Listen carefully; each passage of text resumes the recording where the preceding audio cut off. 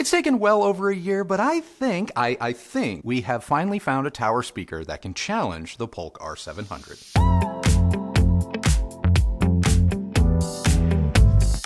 I have a feeling that Martin Logan's offices must have been covered in nothing but these cheesy inspirational posters, because they've hit us with not one, not two, but 3 new speaker lines in 2023. We loved their flagship Martin Logan XT F100 towers and B100 bookshelf speakers that we reviewed back in February. But today it is all about their most affordable line of speakers ever, the Foundation. 2 towers, 2 stand mounts, and a center channel make up the new Foundation line of speakers. The F2 seen here is the series' largest tower. It has 3 6.5-inch aluminum woofers, 1 5.5-inch aluminum mid-range driver, and a roughly 1-inch folded motion tweeter nestled inside a horn-like waveguide, as well as 2 rear ports. The F2 has a reported frequency response of 36 Hz to 23 kHz. With a sensitivity of 92 dB and an impedance of 4 ohms, this almost full-range tower speaker isn't too difficult to power and plays nice with all types of electronics. Now, the F2 is available in 3 finishes: matte black, satin white, and walnut. The walnut, seen here, isn't a real wood veneer, but from a couple of feet away, I doubt anyone's going to notice. The F2 has a small round pushpin style grille that covers the individual drivers rather than, say, a traditional one. Existing in the market, that includes the POLK R700 and Klipsch RP8000F Mark II, the Foundation F2 is every bit their equal, and in my opinion, actually looks a little bit more expensive. For its size, I have to say, setup wasn't too complicated. I placed them roughly 2 feet off our front wall, separated by about 10 feet. When seated 11 feet away, the F2s produce what sounded like a pretty nice frequency response. There is clearly a rise in bass energy that can be affected by how close you place them to a wall or corner, and with toe-in, you can do the same for high frequencies. Since every room is going to be different, don't be afraid to experiment with placement and take the time to really get to know the F2s. As I mentioned earlier, we really like the Martin Logan Motion XT F100s. They were this close to being our reference speaker for 2023 had the KEF R11 Metas not come in and stolen their spot. While I definitely wasn't expecting the F2 to have the exact same performance as the F100, they do have a lot of similarities. Like the F100, the F2's low end is definitely the star. This speaker is a lot of fun and sounds huge. When it comes to bass, the F2 puts out enough low-end grunt that for many of you, you may not need a subwoofer. The kick drums on Dancing Nancy's, Rat, or The Pot had all of the weight and sense of just air-punching impact that I could ask for. But when it comes to nuance, the F2s reveal their more affordable pedigree. So what do I mean by bass nuance? Well, there's more to a kick drum sound than just oomph. I use these tracks to test texture, air, and decay. I'm talking about the strike of a mallet and then the subsequent resonance and audible fall-off as the mallet recoils. All 3 tracks have a slightly different type of sound because of how the kick drums are mic'd, but all have loads of subtle texture. The F2 didn't skip over any of the larger details, but some of the finer ones were more difficult to hear. I'm confident that the cheaper cabinet is the culprit because the costlier F100 nails these tracks. That said, if the F100 gets an A, the F2 is a solid B, so not bad. Taking a quick break to talk about today's sponsor, Marantz. Marking 7 decades of audio excellence, Marantz is honoring you with a special trade-in program. From now until November 10th, trade in any used receiver or amp from any brand and receive a credit of up to 20% towards purchasing a new Marantz product. All you need to do is visit the link below to see the eligible products and to find a participating dealer near you. This offer is available across the globe, so click the link in the description to learn more. Switching gears to movies for just a moment, the swell and more broad grunt of the bass had a positive impact on the race sequences found in Gran Turismo and throughout Top Gun Maverick. The F2's ability to scale, it's impressive, and while it may give up some detail, the bass feels and sounds faster than the POLK R700 and weightier than the 8000F Mark II. Now, the mid-range is very clear and intelligible. With the exception of vocals or dialogue that venture into, say, tenor or baritone territory, it's mostly neutral. When listening to David Gray's Lost Songs, I could hear some chestiness coming from the F2. That rise in bass energy that the speaker has that I spoke about earlier, it starts a little higher, at around 200 to 300 hertz. Now, this is not a deal breaker. A lot of speakers exhibit this trait. It's just something to be aware of. Now, it didn't hurt intelligibility for me, but it did add a little bit more body to David's performance, something that I know is not in the mix. Minus that small caveat, I really enjoyed both female and male vocals through these speakers, and mid-range leaning instruments like, say, strings and pianos, they just sounded fantastic. Moving up to the tweeter. Now, the folded motion design in the F2 isn't as large as what's found in the XT F100, and therefore it has to be crossed over higher, making the speaker sound more forward, and at the absolute extremes, it is a little less refined. To clarify, the top end, it is not brittle or fatiguing, but its presence is noticeable. For example, there is more emphasis on vocal inflections, and that extra energy with treble-leaning instruments, something I noted when listening to Alanis Morissette's flute solo during her MTV Unplugged performance. I still believe traditional dome tweeters sound more natural and organic, but in terms of top-end detail, the F2, like the F100, is impressive. If you're one who believes the Polk R700's ring tweeter is too polite or rolled off, I would urge you to demo the F2, because it may have that top-end boost that you've been looking for. As for soundstage, surround sound, and ultimate dynamics, the F2 is very impressive. With two-channel listening and when relying on a hint of toe-in, imaging between the speakers is rock solid, with a center image that is very strong, bordering on center channel-like. Soundstage, beyond the speaker's outer edges, it isn't as good as some. I would say it's on par or near Klipsch status, but nowhere near as expansive as Polk. However, when paired with its matching center, the Foundation series makes for one hell of a home theater package. For dynamics, I could take the F2s over the R700s any day. The F2 is explosive in comparison and comes alive with even modest electronics, whereas the R700, it needs both power and volume to realize its full potential. As for the Klipsch, dynamically the F2 is a viable alternative to the 8000F. Now, I've already made a number of detailed comparisons to both the Polk R700 and Klipsch 8000F Mark II throughout this review, so you'll want to rewind the tape for the specifics.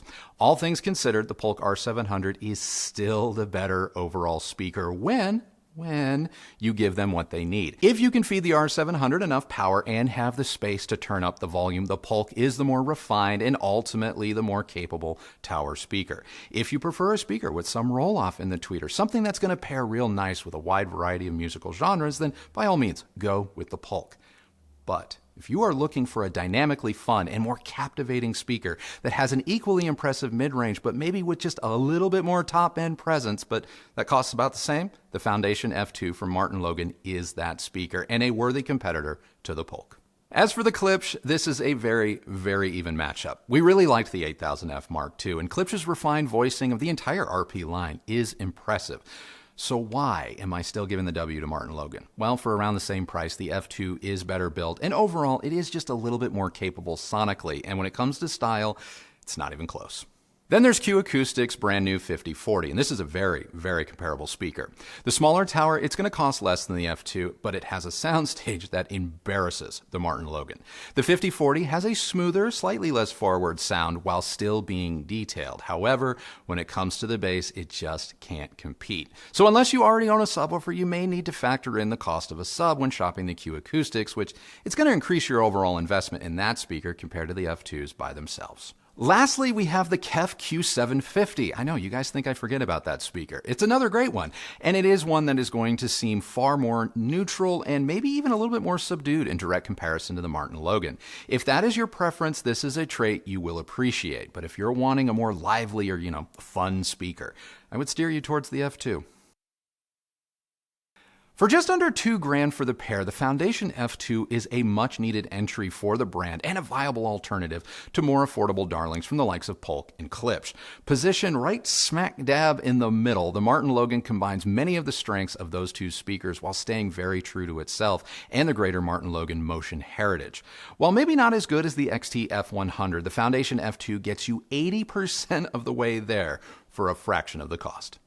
So that's enough out of me and what I think of Martin Logan's new Foundation F2 tower speakers, but what do you think of them? I am such a fan of this brand. Seriously, every time we have one of their speakers in-house, I have a moment where I'm reminded of just how much I really love a livelier sounding speaker. Mm-hmm. I really liked how these speakers sounded with music. Mm-hmm. No, they weren't as good as the F100s, but they definitely play the part. Yeah. And I would totally be happy with having these. Yeah. I really feel like Martin Logan has such a really a really solid appreciation and understanding for their design. You know, they just have a very good sense of style. Yeah. And especially at every price point, like Sure. they're all really nice. I know the veneer isn't natural wood, but I felt the grain of the, quote, wood is pretty convincing. Yeah, I would agree. I liked the wider vein of it, the little bit thicker texture. It actually reminded me a little bit of what you would find on like the back of an Eames chair or some of our like vintage furniture. I thought it was nice. It was nice. Yeah, I mean the tone especially was soft but rich at the same time. Yeah. I mean, you put some heavy varnish on them and an AMT tweeter, and you almost have the Platinum 203 Gs. Don't do that, Martin Logan. Don't do that. Too soon? Too soon? The only thing I would have changed stylistically were the gold enclosures. I would have preferred a silver or brushed nickel. Yeah, I kind of agree with you on that because it does throw a Klipsch vibe. For me, that goldish copper, it throws a Klipsch vibe, whereas if it had been silver or nickel, it would have maybe been more unique to them. Yeah, I agree. But moving past the style discussion, I felt for home theater, I actually preferred these speakers as a phantom center. I really wasn't very impressed by the center channel we were sent to demo as for home theater. I felt dialogue clarity was better without the center channel. Okay. So for me, for a 2-channel home theater, these were exceptional, and I would just skip. I would skip the center. Okay, that's fair. What do you think about that? I mean, it's always tricky when you have a center channel that is clearly not of the same scale as a big tower. And so a two-way center that relies on two 5¼ or 5½ inch drivers for mid and bass, it's just not going to hit the same or feel as full as a tower speaker with three 6½ inch, aluminum drivers that plays almost down into subwoofer territory. So I get how you could feel like maybe it gets a bit constrained. It has a slightly different tone or timbre. It's not unique to Martin Logan. That's not a problem unique to Martin Logan. Unfortunately, you just have the one center option with the Foundation series, if I'm not mistaken. And so it's not bad. It's not bad. It's probably the weaker link. But if you need that last little bit of dialogue clarity, or you want the vocals in a movie to be just absolutely locked in granite at or just below the screen, then that's your option. It really is. Or, I mean, you could always go up market and go get yourself a Motion XT center. I know it's not, and especially if you get a satin white foundation or a satin black foundation, you could go with the white or black Motion XT center, spend a little bit more. Now that's going to be a different story, which we didn't test, but you could do that and they will match, give or take. That would be the workaround. Speaking of, center imaging and dialogue and things like that, I know that some people are going to wonder why you didn't talk about low volume listening. So I wanted to give you that opportunity to give a quick 411 on that. These are actually really good for low volume listening. I find them to be a little bit more sonically contrasty, dynamically interesting at lower volumes. Obviously, they become positively just amazing if you can feed them a bit of volume. But unlike, say, the R700s, you're not going to be treated to quite the sluggishness of the POLK. You're going to get kind of a snappy, detailed presentation at, say, 40 to 55 dB, and then anything up above 55 dB, these things really come alive. But it's still enjoyable at those lower volumes. Now, we did get a comment on a video, I think might have just been the last one, where someone was saying that at low volumes, the bass of these big tower speakers, for them, I think they have POLK R700s, just wasn't very impressive. And you got to understand that bass is not going to be that guttural experience with any speaker at low volumes. I mean, bass is about the movement of air. And if you're not moving a lot of air, it's just not going to have that impact. And that's not the fault of the speaker. That's just physics. So when I say these are very good at low level listening, I don't want you to think that at 50, 55 dB or 45 dB in room that you're going to feel like a gut punch, because that's not going to happen. But you will still hear and be able to appreciate, say, the mallet strike. It's just the concussive air that follows it, that comes in later with a bit of volume. That's really helpful, I think.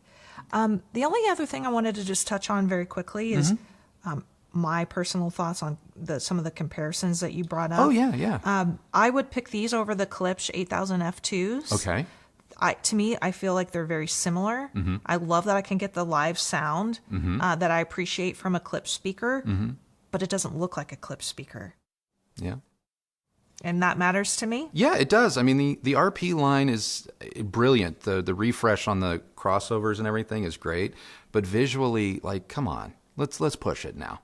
I agree. I mean, they have proven that they can do a really beautiful finish in their heritage line. And I get it. They're like, they don't want to cannibalize sales. Yeah. But you're starting to look stuck. Now, when talking about the POLK R700s, I mean, this is such a toss-up because just catch me on the right day and I can pick either of them. Yeah.